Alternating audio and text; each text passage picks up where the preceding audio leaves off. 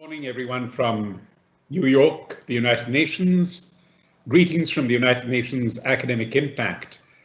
I'm delighted that all of you have joined us. I know it's going to be various time zones around the world. I think our friend from Italy is probably already preparing for her aperitivo, but we are still on morning coffee here in New York. Before we started the program, we were conversing amongst ourselves about our backdrops and natural light and sunlight. And I think in that spirit, I'll begin the program by inviting a very cherished friend and dear colleague, Felipe Cuepo, to share with us his own ray of sunlight. Felipe, over to you. Thank you, Ramon. And I don't have music in the background, so it will have to be an a cappella performance. And I will be singing for you, "Oh, What a Beautiful Morning" from the musical Oklahoma. Okay. There's a bright golden haze on the meadow. There's a bright golden haze on the meadow. The corn is as high as an elephant's eye, and it looks like it's climbing clear up to the sky. Oh, what a beautiful morning. Oh, what a beautiful day. I got a beautiful feeling.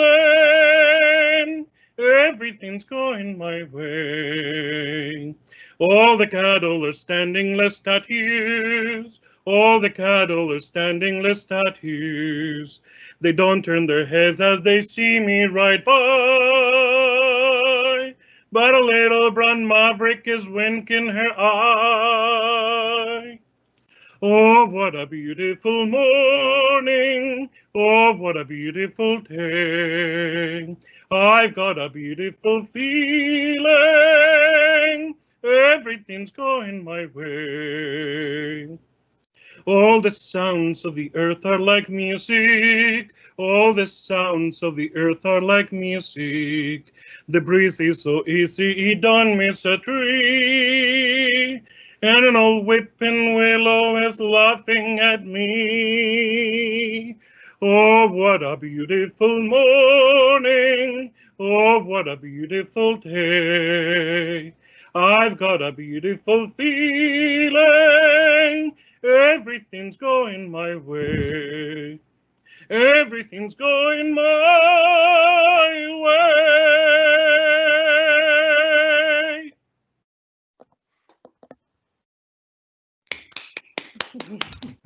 Bravo. Thank you so much, Felipe. Thank you. I think some of us might wonder what the connection is between that song and our conversation today. But just to bring back to memory that song was first sung on Broadway in 1943, when the world was in the midst of the tragedies and the uncertainties of the Second World War. And that very wonderful line about the breeze is so busy it don't miss a tree was in some ways a harbinger of what the United Nations is all about, creating currents which touch and affect every living being. And even as that song premiered in the musical Oklahoma, there was already thought in the chancelleries of the world about what would happen after the World War, just as today at the United Nations and in the world's chancelleries, there is hope and planning for what will happen after the pandemic with which we are seized. One of the ideas that came about at that time was the very preliminary and fledgling idea of a global conference on trade and employment. The idea being that when we ended the World War, where would we find jobs for people in their own homes or in their own indigenous communities? How would we guarantee employment were it not for a robust system of international trade? And that conversation began leading to a conference in Cuba and the Havana Charter, which was adopted in 1947, I believe.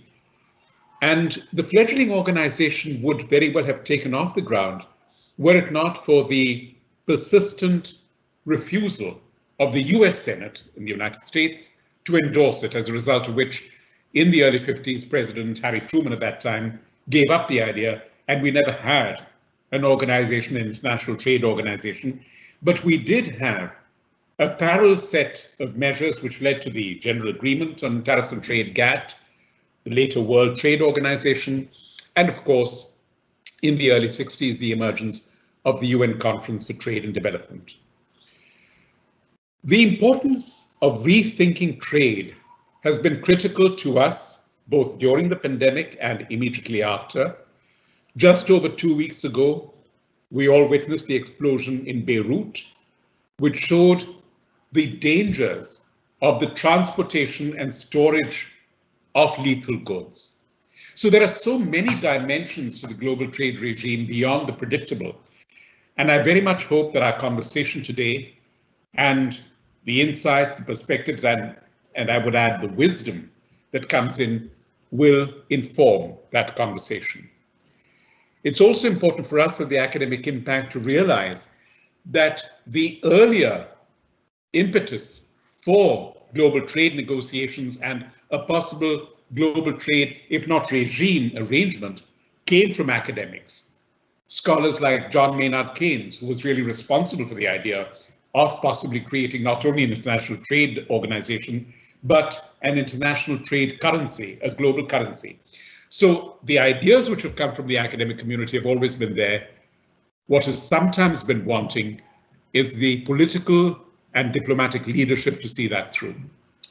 So to begin our conversation, it's my privilege to invite another old friend, the Executive Director for Business Development of the World Trade Center Association, Robin van Peenbroek, and he will initiate our discussion, which will then involve our four other distinguished panelists. Robin, over to you.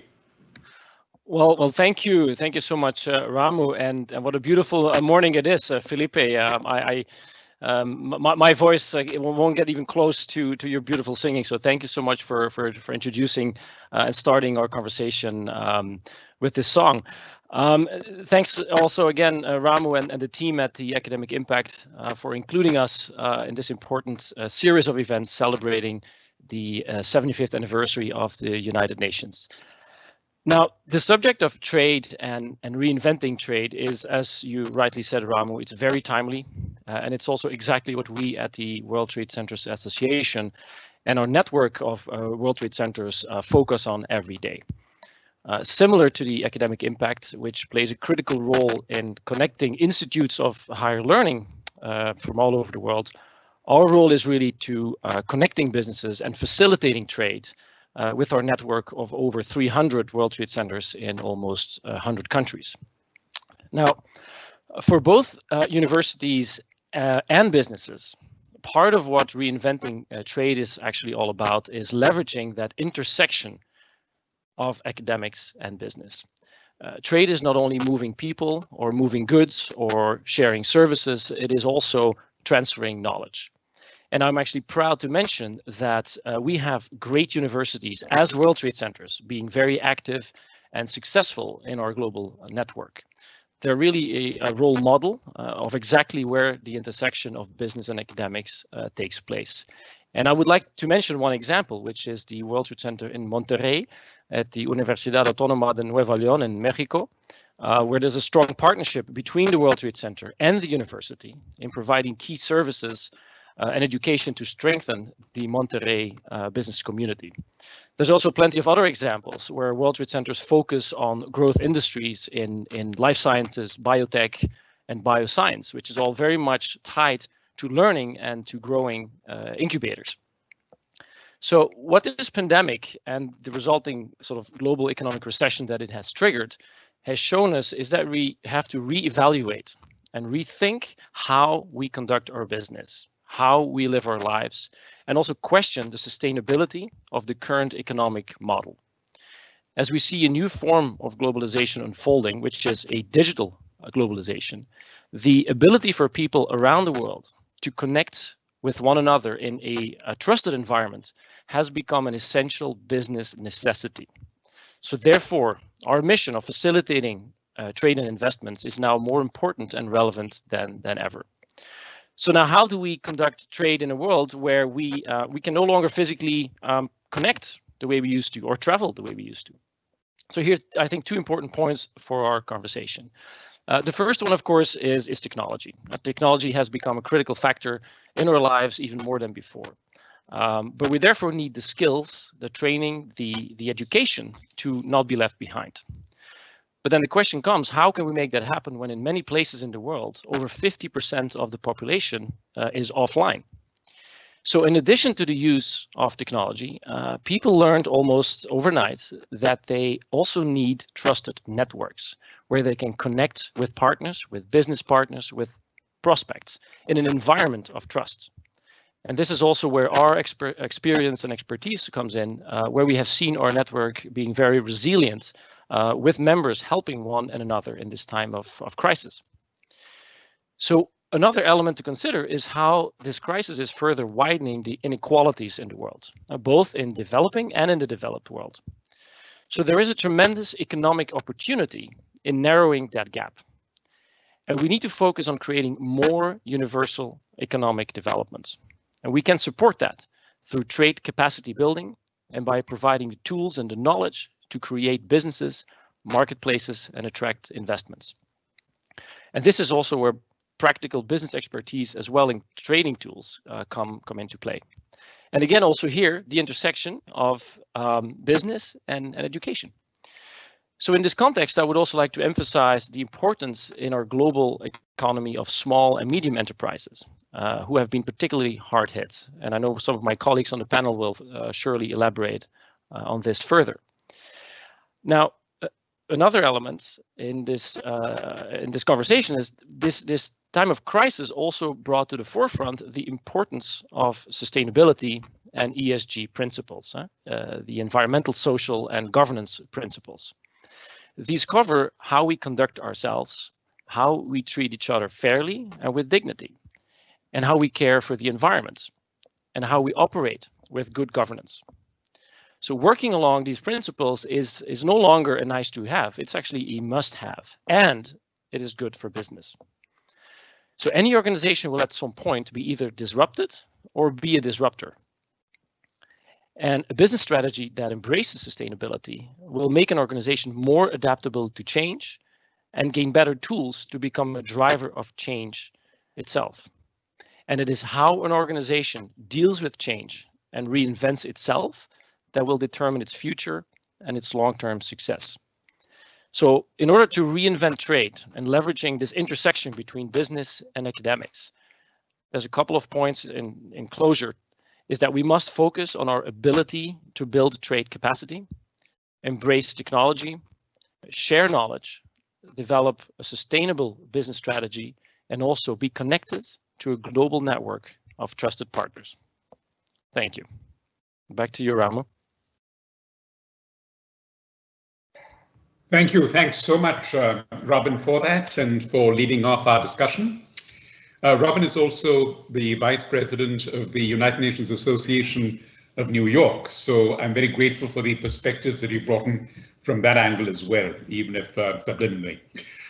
It's now my privilege to invite Jayashree Wattal, who will be our next speaker. Jayashree is a professor at Georgetown University dealing with international trade, intellectual property rights, and public health.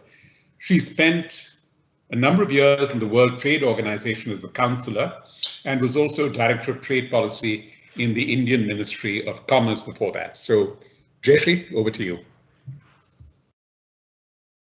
Thank you so much, Ramo. Thanks a lot. Hello, everyone.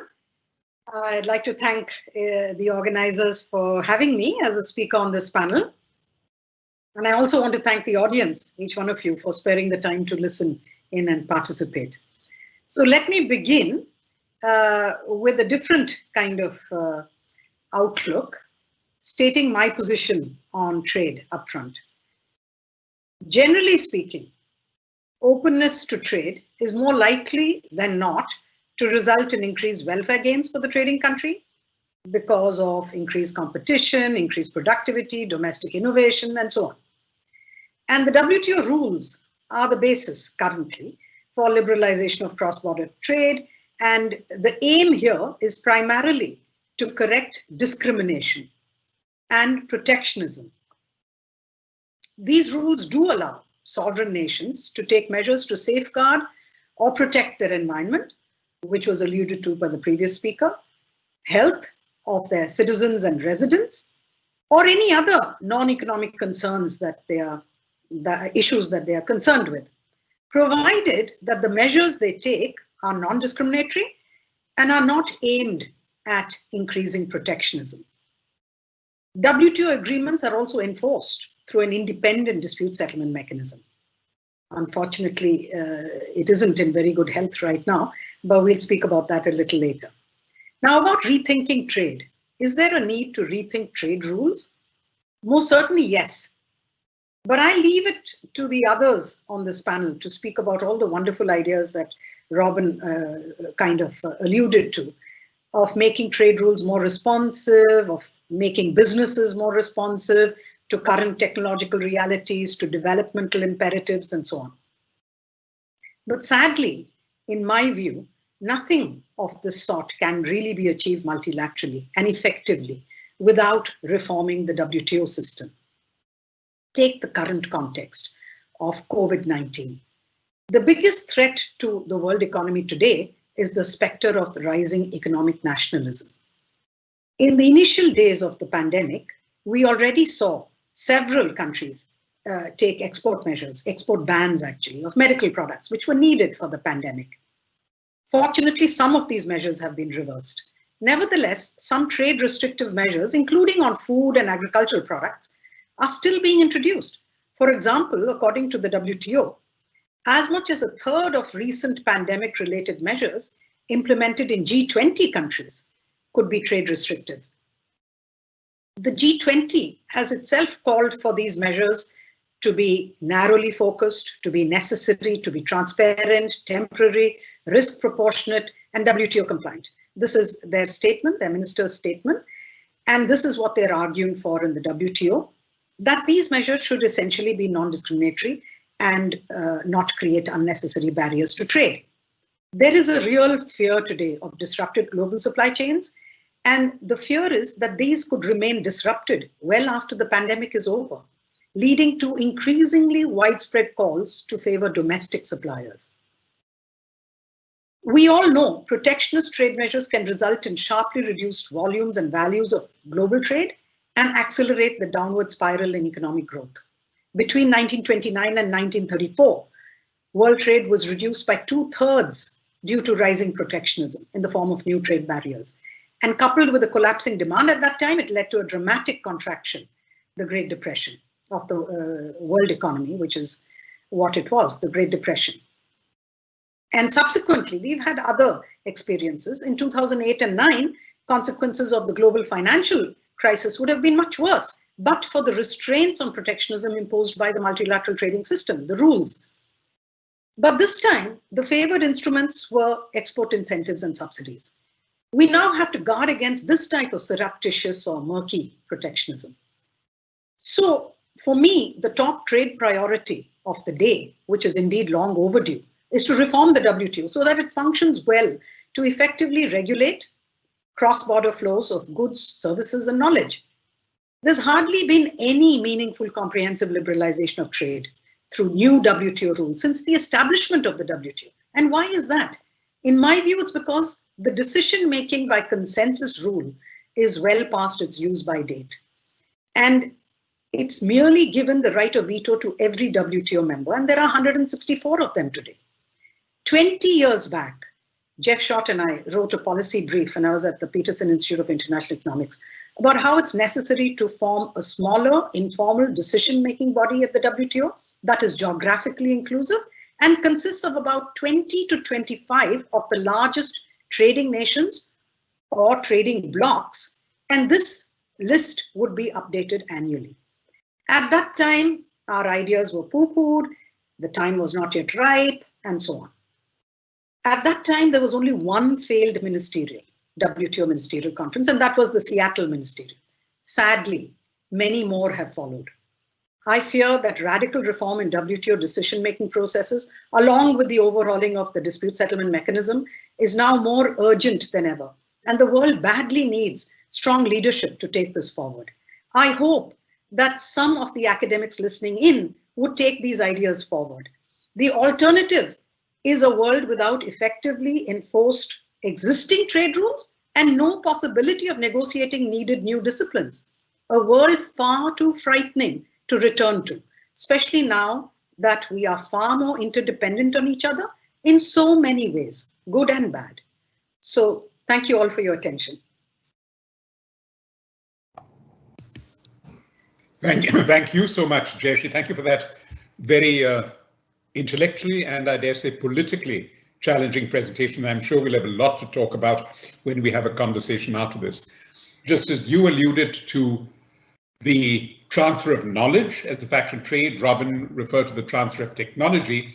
So these are dimensions, again, very compelling for us in the academic impact, going beyond the traditional view of trade purely in terms of goods and commodities. So I'm very grateful to both of you. I'd like to hand over to my friend Omar, who will take the program forward. Omar? Thank you, Ramu. It is my privilege now to introduce our next speaker. She's Andrea Garwood. She's the director of the World Trade Center in Trieste, Italy, and she has been there as executive director since 2015. She handles and helps small businesses to launch themselves globally and generate international interest in the thriving port of Trieste, where she's currently located. In addition to her role at the WTC Trieste, she's also the owner of an Italian wine export company. So Ms. Garwood, the floor is yours. Thank you very much. Oh, thank you so much. Thank you so much for inviting me. It's an honor to be here. Felipe, your voice was amazing. Combination of it being unexpected and just beautiful. I had goosebumps, so thank you for that as well. I hope to contribute today on this platform sort of my experiences going through COVID as a small business owner. For me, really so much turned out to be about balance, balance, just personal balance, business balance, global balance. That's really how I see it. And I think that that's a key word. COVID really brought out the imbalances in economies all over the world and the vulnerability of those economies. And the most obvious probably would be the trade relationships that we have. You never want to start a pandemic with just a relationship with just one country, right? The more countries that you're trading with, the better defense that you have. And basically what I realized, I have a small wine export company, and what I realized is that really came out, that was glaringly obvious during the whole COVID lockdown in Italy, which was very difficult, was that the relationships that took me so long to develop, cultivating those relationships with not just my clients, but with wine producers, that was my rock in the storm. Because during a pandemic, those trust-based relationships are the ones that are going to help you survive. I mean, it's a very hard situation when a small business has to make a phone call saying, I can't pay you, or I need this payment term.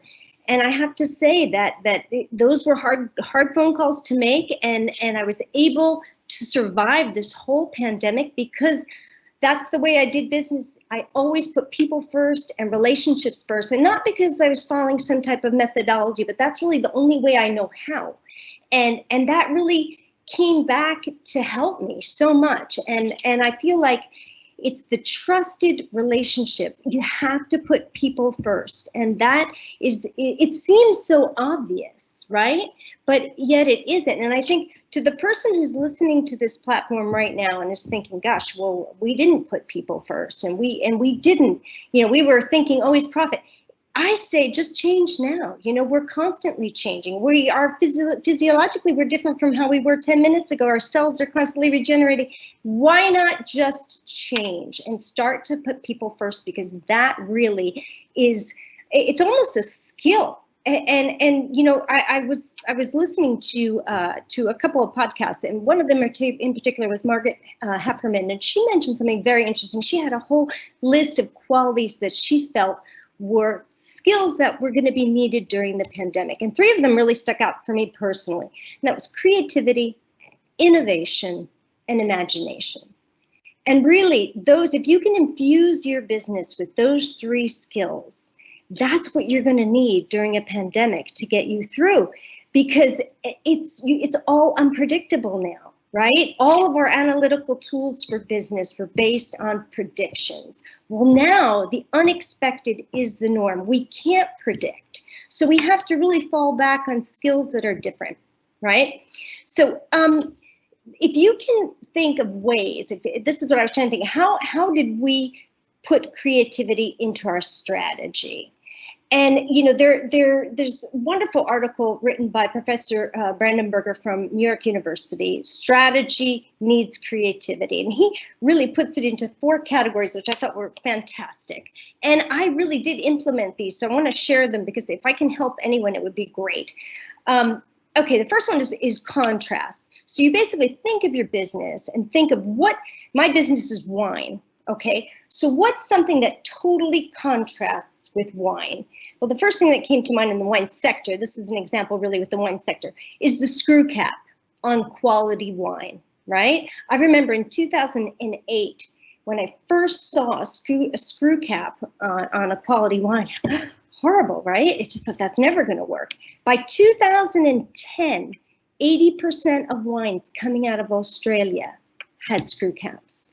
By 2017, 98% of Australian wines, quality wines, had screw caps. So that's a contrast that works, right? And just as a little fun fact, in the sector, it's not called a screw cap, it's called a Stelvin closure.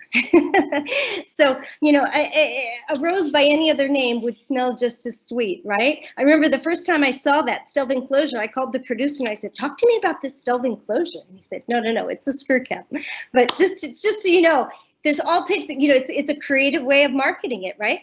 Another idea is combination, okay? If you can think of combining 2 things that normally don't go together. So we have wine and we did some brainstorming and we thought, okay, let's use books. We love to read. Well, let's put wine and books together. So we've contacted book clubs and now we're going to start to package wine with making a correlation between the book, right? So it's just another way, another channel to start to trade, right? Something that maybe you hadn't thought of before. Another idea is context, right? Taking a look at how another sector solved a problem and see if you can duplicate that. The one that comes to mind for obviously with wine once again is you probably are all familiar with the pouches of juice called Capri Sun. They're like a little pouch, and those pouches were created specifically to solve problems for people who went camping, people who wanted to bring stuff to stadiums, boaters, lunch boxes, which are essentially the same problems for people who want to bring wine. If I want to bring wine on my boat, I don't have a lot of space. I want to bring wine in the camper, there's not a lot of space. Same thing. So the wine industry copied that idea of putting juice in a pouch that can be squashed and very little space at the end. And they created one for wine. It doesn't have the hole for the straw because there's zero oxidation. When you open it, it's truly like opening a bottle of wine. And so there you have a perfect example of how you can use other sectors' solutions for your own company. No? Another thing that became obvious to me during COVID was the fact that we needed to change our goals. Our goals in January 2020 were very different from what my goals are today. And I think sometimes people are still clinging on maybe to those goals that they set. There's nothing wrong with changing your goals. There's nothing wrong with changing your goals, whether it be your personal goals, whether it be your business goals. Globally, read a wonderful article by Kate, actually that was a podcast, but Kate Raworth and Jason Hinkle, very, very interesting. The idea of, does constant GDP growth, does that really have to be the goal?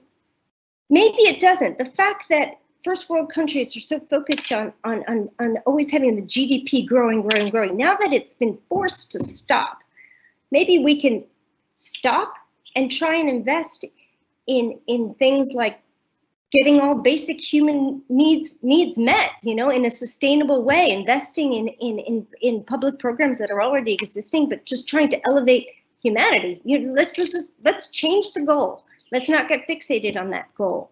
So, you know, there's there's a lot out there. There's a lot out there, and I think that if we can just be kind to each other as well. That's another thing. I just feel like, in these pandemic situations, it's so important to remember that everyone's in the same boat. Just be kind to each other. It'll all come back to you.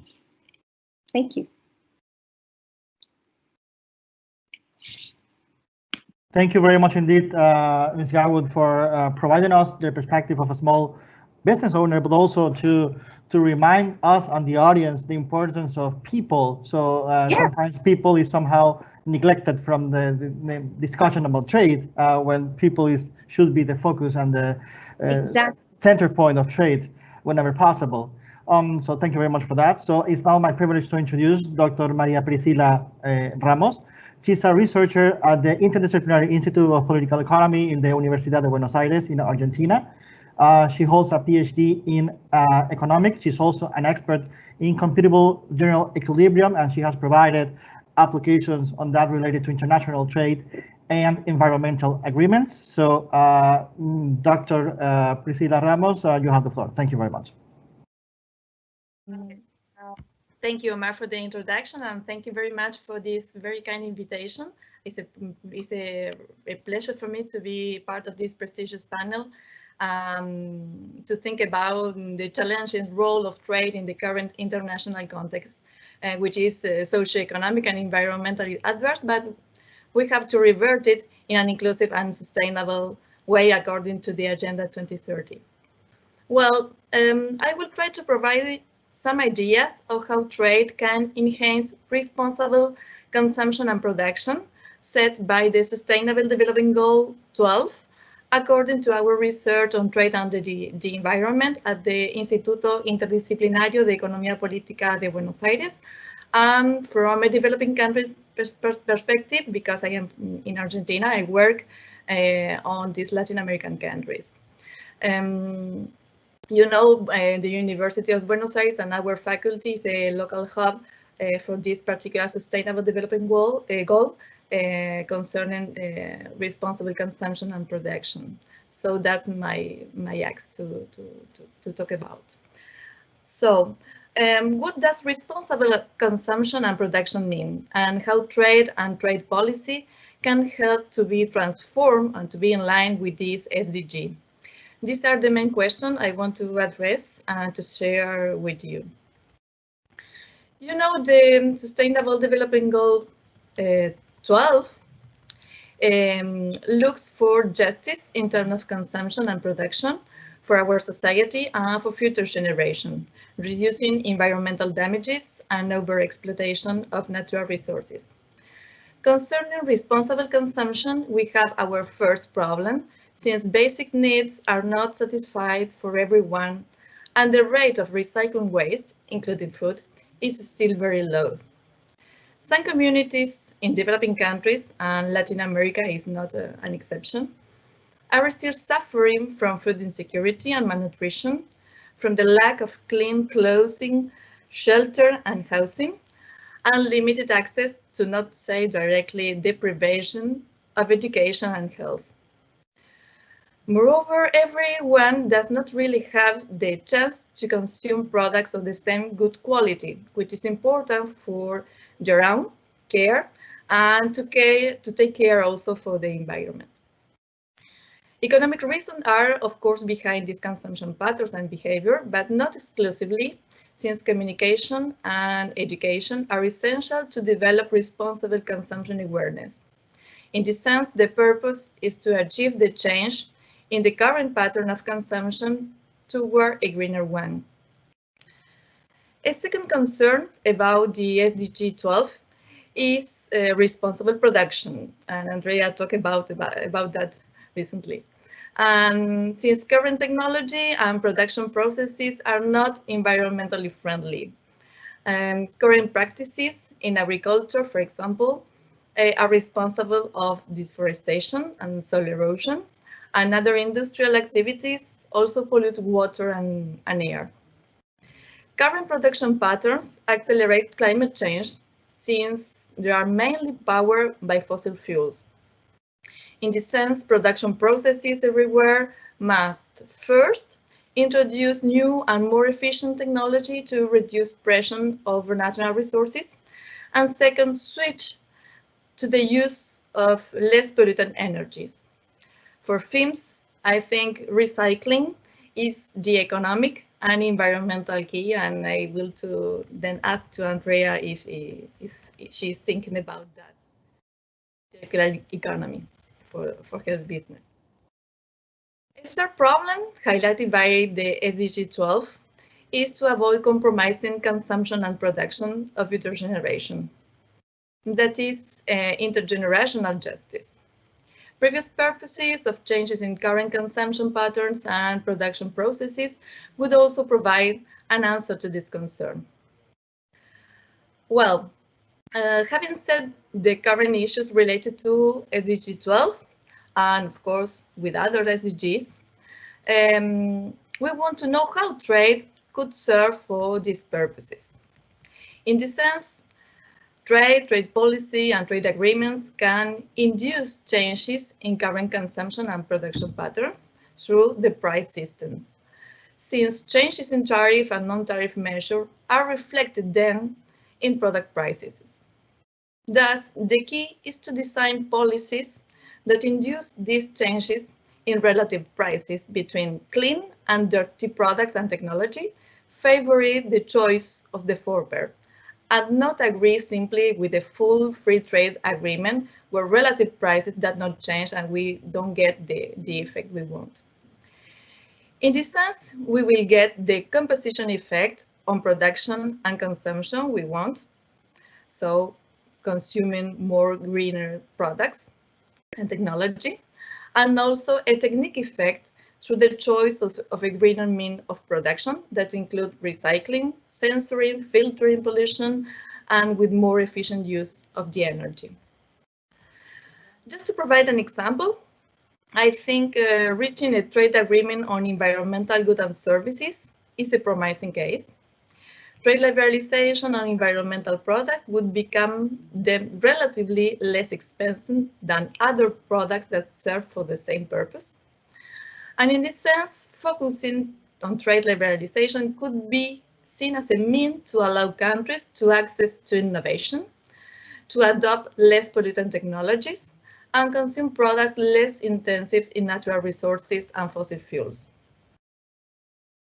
Well, but nevertheless, for some developing countries, this kind of agreement is seen as a cost than as a benefit, since they face many restrictions right now and instead see them as future opportunities for development. For instance, the external restriction to finance these green imports appears as the first macroeconomic limitation for developing countries, and Argentina is the case. A second limitation is to implement this green technology is the requirement of investment in new infrastructure. For example, all technology, that means internet. For example, we need to install a smart grid for power generation, where, for example, consumers of electricity could become also producers and provide the energy to the network. Finally, climate change and the COVID-19 pandemic laid the foundation to raise environmental and sanitary standards for tradable goods.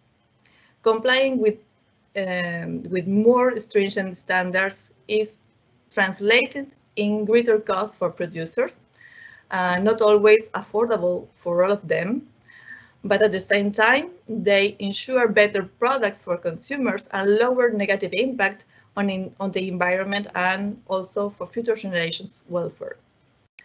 According to that, cooperation between countries, between the international organization, that include technical and financial aids that are required to avoid that these more stringent standards become an additional non-tariff measure for developing countries, particularly, and because they are beneficial for all of us, for all the world, for all our planet, and also for our descendants. At the University of Buenos Aires, we invite our students in economics to think about this kind of dilemma we find for the sustainable development. And we also encourage them to participate in our research project related to bioenergy and regional development, climate change policies, and sustainable agricultural trade for food security and nutrition. The big challenge, I think, for our countries is to build consistent data sets, information, that include also natural resources as part of our resources, our economic resources, and also to develop the models, computational models, that help us to evaluate the impact ex ante of some policies, environmental policies, trade policies, not only on economic variables, but also on social and environmental one. Well, I stop here, and I think we continue the discussion later. Thank you very much for your attention. And now, Mara, I come back to you. Muchas gracias, Doctora Ramos. Thank you very much for your intervention and for providing us your expert insight about the topic. It's a privilege to have somebody from our UNAI SDG Hub for Goal 12, which is also the Sustainable Development Goal of the month of August. UNAI, we have 17 hubs all around the world working as exemplars in the different sustainable development goals within the 2020 Agenda for Sustainable Development. So we thank you very much indeed. It is now my privilege to introduce our last but not least speaker, Mr. Luciano. He's from Brazil. He worked for 14 years at the American Chamber of Commerce as managing director. He has been the CEO of the World Trade Center Sao Paulo, and now CEO of the World Trade Center in Lisbon, and member of the World Trade Centers Association Board, as also chair of advisory board of the World Trade Center in Curitiba, Brazil. Mr. Montenegro, you have the floor. Thank you very much. Thank you. Thank you, Omar, for the introduction, and also thank you for the invitation for this amazing panel discussing Rethinking Trade. Thank you also, Robin, for the invitation. It's my pleasure to be here. And also Andy, to be part of the same board, the World Trade Center Association. It's my pleasure too. So also thank you all of the panelists. I think will be a great discussion, and also the Rethinking Trade. It's that we really need to rethinking trade in this new pandemic situation, and also some issues need to be resolved. Well, my idea here is give you some ideas and how we can address this issue in terms of rethinking trade. As already mentioned, the World Trade Organization made a forecast, and we can see numbers after the pandemic.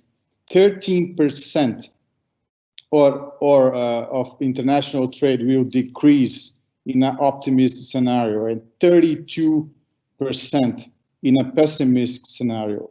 So we need to move. We need to take care of this, and also protectionism will take place, and polarization between the big players or countries seems to increase. We cannot sleep on this thing, and we need to, in my point of view, there's three main things that we need to work on. First one, it's open economy. Second one, it's empower small and medium business enterprise. And third one is enhance the digital economy. Let me explain a little bit how I deal with those 3 points. In terms of open economy, we know that countries with great levels of economy openness are much more productive. Governance quality is the key for that. Economy growth is directly related to policy choices for international trade barriers. We need to open those barriers. The Global Index of Economic Openness analyzed 157 countries and find out the success of those countries is 4 points. Create security environment for investment, ensure entrepreneurs that can set up business easily and completely fairly. 4, provide effective governance that is free from corruption and people trust on the law. And 4th, building logistics infrastructure necessary to delay and not create new expenses. In terms of empowerment, empower small and medium business enterprise. And in order to play globally, those SMB enterprises or companies, is 90% of the jobs is from the developing countries is made by those small and medium companies. And in terms of Brazil, 70%. So this is a big amount. So we need to think how we can empowerment those small and medium business enterprises. Some points to be addressed. 80% of international trade transactions are financed. But in case of SMB, is opposite. Only 20% are financed. Why? Because of guarantee, credit lines, and many other reasons. This need to be changed. And also switching skills from analogic to digital, adapted the model for those companies, sources of funding. This will help those small and medium companies to be part of this international trade, compete globally. And also, most of the SMBs are locally, but they need to think globally. Actually, they need to born global. Artificial intelligence must be the locomotive to push ahead those kind of SMBs. In terms of the final point, enhancing the digital economy, I was checking out the World Bank made a study and says, if we're raising internet penetration to 75% of the population in developing countries, and today it's around 35, it was 35, 40%, would add as much as $2 trillion to the GDP worldwide and create more than 140 million jobs around the world. So economy, e-commerce, and those digital economy will represent 20% of retail market in developed countries and less than 10% in underdeveloped countries. For example, Brazil used to be 6% and double in the last 5 months because of the pandemic situation. So that was I'll finish my thoughts, and I think I'll back to you, Omar, to discuss those ideas and how can we rethink trade in terms of developing new ideas. Thank you very much. Thank you very much indeed, Mr. Montenegro de Meneses, for your intervention and for providing us this clear idea about the importance and relevance of shifting not only finance system, but also how business are conducted and how the current pandemic has affected, for better or worse, how trade is done, not only in the first world, but also in the developing countries. So thank you very much for that. Now, before we proceed with our interactive session, we are going to introduce you the UN75 survey. This is a survey that has been designed by our colleagues in the UN75 team. As you know, most of you know, the United Nations is celebrating and commemorating this year 75 years after its creation back in 1945. And in order to celebrate and commemorate this occasion, the UN wants to hear from you, from the audience, from the peoples all around the world, their opinion about the role of the UN and multilateralism at large. So these are very simple questions that can be responded in less than 1 minute, actually. So if you go either now or after the webinar has ended to the link that is being signaled in the slide on the screen. So you will see the questions, and actually a couple of the questions, the very first two, actually include topics related to trade. For example, we have, what should the international community prioritize to recover better from the pandemic? And one of the options is precisely rethinking the global economy. Also, taking a longer view, if you picture the world you want in 25 years, what 3 things would you most want to see? And one of the options also related to Sustainable Development Goal number 12 is more sustainable consumption and production. The other question is, which of these global trends do you think will most affect our future? How important or not is it for countries to work together to manage the evolved trends? Has COVID-19, the current pandemic, changed your views on cooperation between countries? Overall, do you think that people in 2045 will be better off, worse off, the same as you are today? And finally, an optional question, what would you advise the current UN Secretary General, Antonio Guterres, to do to address these global trends? So we kindly invite our audience to respond to the UN75 survey. The results of this survey are going to be compiled and presented by the UN Secretary General to member states during the upcoming session of the General Assembly next month. So now we proceed with the Q&A session, and to do that, we kindly ask those of you who would like to either comment or ask questions to our panelists to put that on the Q&A chat box available on your screens. We already have one question addressed to Dr. Wattal. The person would like to, in terms of the reforming of the WTO, how would you prevent deadlock, veto power within this smaller representative body that would prevent progress? So, Dr. Wattal, you have the floor.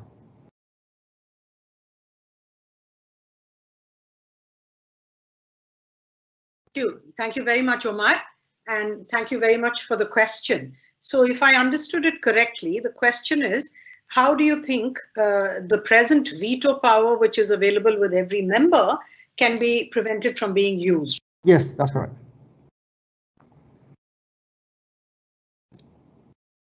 Dr. Wattal, we cannot hear you. Can you unmute yourself? Oh yeah, sorry. Now you can hear me? Yes, that's correct. Yeah, thank you. So when we wrote this, Jeff Short and I, 20 years back, what we were thinking of is not a rule change, you know, because to change the rules in the WTO would take a long time. So we were really thinking about an informal kind of understanding amongst the members, where to take the organization forward and to take the liberalization of trade agenda forward, you would really need to agree that the most important traders of the world, trading countries of the world and trading blocs in the world should really have a say, right? So we didn't suggest an executive board like is in the IMF and World Bank, because that would require something formal. But we did suggest an informal kind of grouping, where we did a calculation of the top 25 traders at that time, and practically everybody could be represented around the table if they align themselves to one or the other of the groups of the major traders or trading blocs, and that way they would have a say. So they would have to agree informally that they would not use the veto power, that they would align themselves. There would be informal democratic groupings within each of these groups, which would then discuss all the issues that were being discussed and that were being negotiated, and they would take positions within those groups. So, for instance, a country which now is at the table and has a lot of issues, but has a very small proportion of world trade, would not directly be at the table, but would be represented by someone within the trading bloc that that country is aligned to. And so ours was really a more informal suggestion, and therefore no change in the rules as such, which is very difficult to achieve. Thank you. Thank you very much indeed, Dr. Wattal, for responding these questions. I now have a question for Mr. Robin from the WTCA. You mentioned during your presentation the interconnection and intersections between academia and businesses. So do you think there is a need for changing curriculum and programs within universities to better adapt themselves to these connections that you were referring to? And how can institutions of higher education adapt better to the trade and business world? Thank you very much. Yes, thank you, Omar, and very good question indeed. The short answer is yes. I do think that in many schools and institutes of learning, adopting a more practical curriculum to make students ready for the real world out there is I think very important. And I would like to refer also to some of the things that Andy Garwood mentioned. Some of the skills are what's often considered soft skills, right? But this has a lot to do with emotional intelligence, how we treat people, how we deal with people, how we conduct ourselves. So I think the hard skills themselves are of course critical, but I think some of the all skills that are tied to more emotional intelligence are extremely important in conducting business. How you appreciate a person, because I want to go back to my notion that business is mainly done on a basis of trust, and have the capability to assess people, to work with people is extremely important from that perspective. So I think a collaboration there again between academics, between institutes of learning and the real business community, people on the ground, like working every day, that intersection is extremely important. And I think the role of academics is also to see what are the needs, what are the skills needed for future generations, so they are ready to basically build and develop the economy as it is going today.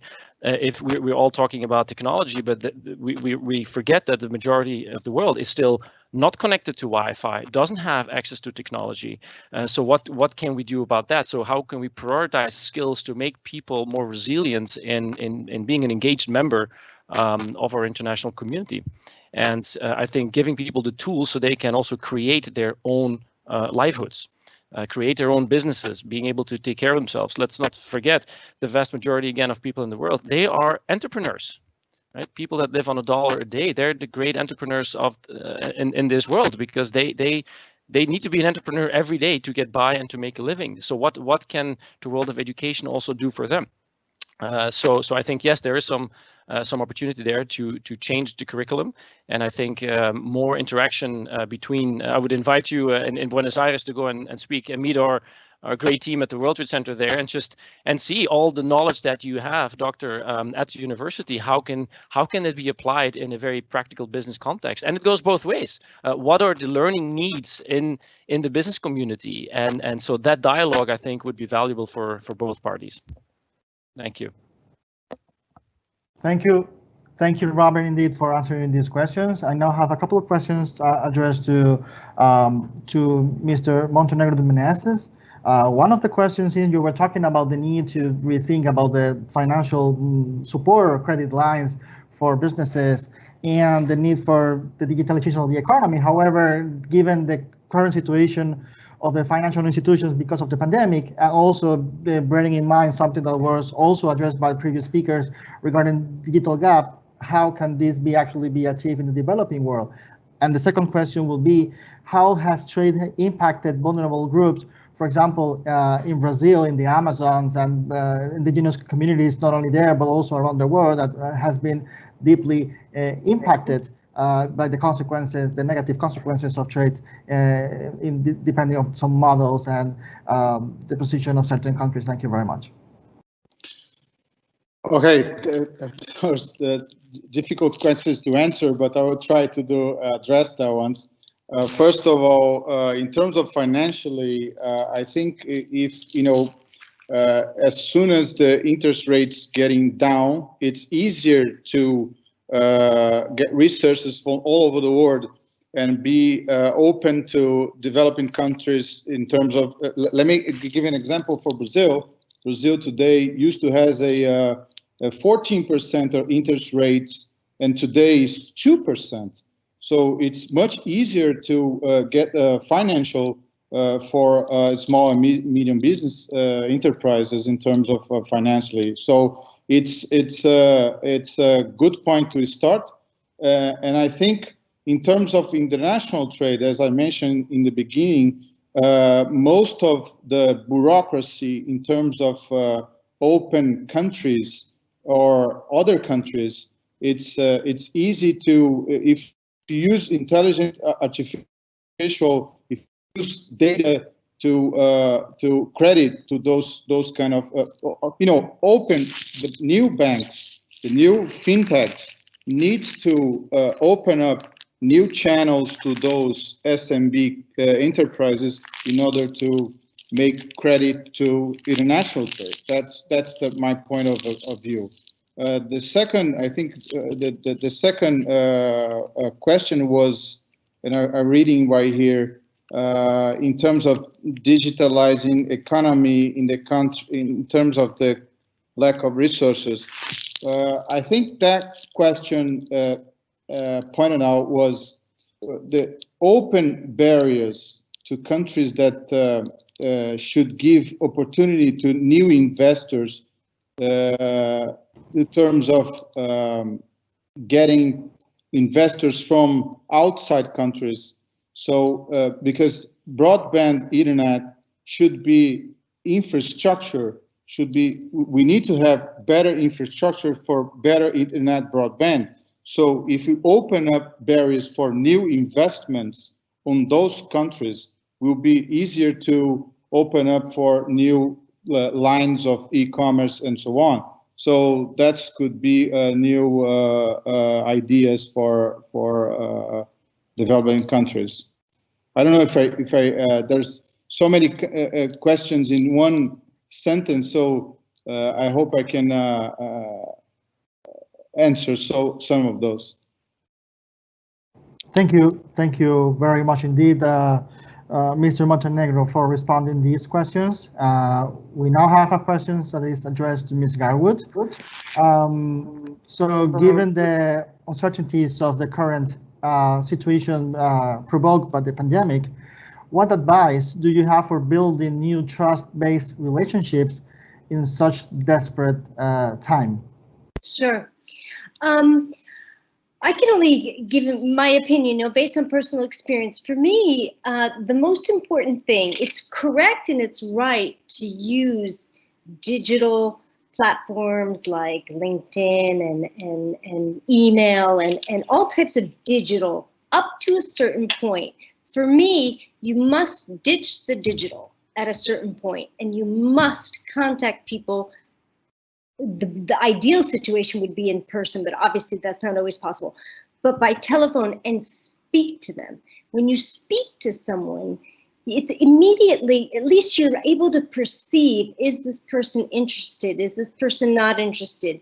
As Robin said, it's the emotional intelligence, which is even strained via telephone, but still via telephone, excuse me. But still, it gives you an idea. And once you branch off from the digital and start to be in contact, whether it be by phone or in person, that's when you can truly develop a relationship that becomes based on trust.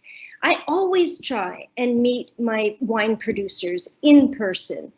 And Trieste is located all the way on the Slovenian border. No one comes past Venice to visit us. So I always try and meet in Venice, and once you meet someone and you're in person, it changes everything. So my advice would be use the digital, write the email, connect via LinkedIn or whatever platform you want, but at some point you really must make it personal and make it in person, whether it be telephone or in person. And this is also a generational thing. I see the young people who are working with me, that's hard. Everything for them is digital, everything. And I'll just be like, just pick up the phone and call. And there's a resistance to that, and it's unbelievable. And I think it's perilous. It really is. It's dangerous for us. We need to maintain that personal connection, and that's the only way that you're going to develop a trustworthy relationship. A relationship that's based on trust is what I'm trying to say. Thank you, Ms. Garwood, for your response. We now have a question that is addressed to anyone who would like to answer, and this is in regard to, given the rise of protectionism when it comes to trade in certain countries and blocks of countries, what do you think should be the role of the United Nations and other multilateral and international institutions to prevent this for happening? So I don't know which one of the panelists would like to take these questions about what the UN and other entities, WTO and others, should do to address this. Well, I can, Omar, I can start off here, maybe not on behalf of what the United Nations systems can do, but I think from a business perspective, what is absolutely important is that the business community in every country also has a voice in what is the impact of trade barriers on their business and on trade. So, from our perspective as an international trade organization, as an umbrella organization, we bring those voices, those opinions all together. So I think each has a role to play. And I think from a business perspective, our role is to be very open and upfront about what the impact is on international trade, on business, of those trade barriers. And that's just I think that's very important, and that can be fed up sort of to the ultimate decision makers, whether it's at the national or at the sort of multinational level. Yes, if I can help on this question, I think we are business leaders and business enterprises. We need to advocate in terms of the government to open up new barriers and not be protect. I know that the pandemic will be protection, but we as a businessman, again, we need to force the government not to do that, because this will decrease the GDP for our countries. So we need to make a group, we need to advocate that and go for, in World Trade Center organization, World Trade Center Association, any group, any community that we can make it happen, we'll do it. Okay, can I add some comments? Sure. I think we need to, research institute and university, we are in the middle of policymakers who we can advise with our modeling, our suggestion, our studies, our data. And we are also next to a private sector, because sometimes public data is not enough or is not updated. So we need to be in contact with the private sector through interviews or surveys to have the real situation, the current situation of those particular firms, the particular sectors. So we need to build data, we need to advise governments in the right sense, and to be the nexus between private sector and governments and international institutions. I think it is important to evaluate the impact of those policies, not take a decision to raise up all tariff. Sometimes we have some recent arguments to protect some sector, which is intensive in some kind of employment, which is kind of fragile, or to protect the environment. Right now we have a rising in green protection, but also we have to think those companies, those small firms and small developing countries which really are affected by these measures, and help. So to be just to bring justice in terms of fairness in terms of trade, because we have different situations for some kind of firms. We are in developing countries, we have not the means to comply with some standards which are demanded in developed countries. For example, it is a problem. So the role of the international organization is to help in this dialogue, the dialogue between private sector, governments, how university and research can help in this situation, in this context, and provide a good advice concerning which policy would be the appropriate and which could be the impact, and which we can solve or compensate the negative impact of that policy can generate in developing countries, in small firms, in some kind of labor which are more affected, or poverty. Here we are linking a lot of sustainable development goals, which are we are playing in this discussion. So I think we have to work all together, and international organizations can help to bring this cooperation and discussion. Thank you very much. You're welcome. Dr. Wattal, given your experience with WTO, would you like to comment on these questions about what role multilateral institutions should have to address this? Yeah, thank you, Omar.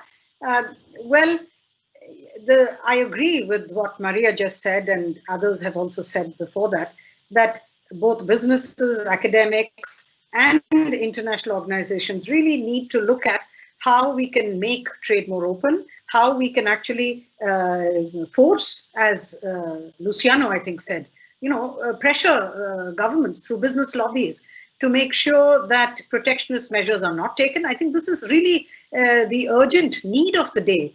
And as far as the WTO is concerned, I mean, given that I've worked in the WTO for many years, I would say that, coming back to the question of decision making, unless we make sure that those who have the most at stake, those who have the most to lose, let's say, in a protectionist world, those who have the most to lose are the biggest trading nations. Today, we have trade wars between major players in world trade. It's not leading us anywhere. We really need international cooperation rather than more trade wars. And we will have to find a system. We will have to find a means by which people can talk to each other and actually make a difference. And we've come out with some suggestions. Maybe they are outdated. Maybe that's not the right one. But it's time for academics and others, for governments, for businesses to think about WTO reform. And I urge you, through this platform, the audience, whoever is listening, as well as my co-panelists, please think about these issues, because we are losing time, and time is of the essence right now. Yeah, let me give you another comment, if possible. I think, I heard a sentence that data is the new oil. And I pretty much like this one, because, if we show, let's say a country get a protectionism and make a barrier to any other country, how many jobs we're going to lose on this trade barrier? So we need to show that we have data for this. So if we show the government, if we show the businessman that we're going to lose some thousands of jobs doing this barrier, it's a pressure. We need to advocate on this. So I stimulate everyone in this panel, and actually everyone that's listening to us, to show data for everyone that we have measured, so we can do this. Thank you. So thank you very much all. Unfortunately, the time has run out. Thank you for this compelling and productive interactive session. And now I hand it over to Ramo Damodaran, Chief of the UN Academic Impact. Ramo, back to you. Thanks so much, Omar, and thank you for this wonderful panel and this discussion. We actually, as our discussion has made clear, even though we didn't constantly refer to it, we are really meeting at a time of enormous uncertainties, and it's been estimated by the UN that when you look at the first three months of the pandemic and you think of, say, trade-related costs, financial flows, the opportunities to invest in research and learn new languages and exploring new markets, all of that has been discounted. And the level of fear and distrust globally is now more than it was at the time of the Iraq War or during the time of SARS. And in many ways, this has become a period of not only uncertainty for us globally, but the uncertainties we have individually have transformed into the international multilateral system. And this is really where I think one common theme that came up in this conversation is where we need the reassurance of scholarship. And Robin, who led off the discussion, spoke about the relationship between scholarship and business on the other hand, and also the very important connection he made between technology and trust. So to think of a global trading system, which in a sense is based on shared technology, but also the reassurance of trust that people have in each other, or as Jayashree put it so eloquently, it's really just now those who have the most to lose who come into this equation. And you think of trade not only in terms of that exchange, but also coming down, and this is the point that Jayashree made about the health of the citizen, which brought immediately to mind one of the most powerful phrases in the United Nations Charter, the dignity and worth of the human person. So if we rethink trade and focus it on that dignity and worth of the human person, on the health of the citizen, on what, as she put it, are the non-economic issues, the fact of rising economic nationalism, which impinges upon that, and also, in her very powerful phrase, murky protectionism, which can completely obviate multilateral institutions and regimes. Andrea, thank you very much for your remarks about putting people first and about how predictions or forecasts are no match for the unexpected, as we've seen in the last few months. And I'm very grateful, particularly for your reference to stealth enclosures.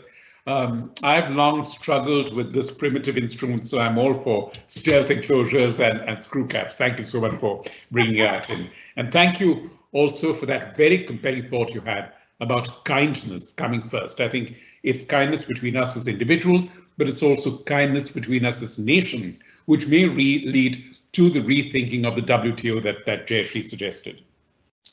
Maria, your very eloquent summation of the work that you are doing in Buenos Aires on responsible production and consumption and its direct connection to this debate, your echoing of the importance of justice and fairness again in this equation, and also about the many consequences that our rethinking of trade can have on other factors, not only the environmental factors in the course of exchange or trade, but also domestically, deforestation, for instance, and the importance of bringing in that element of quality.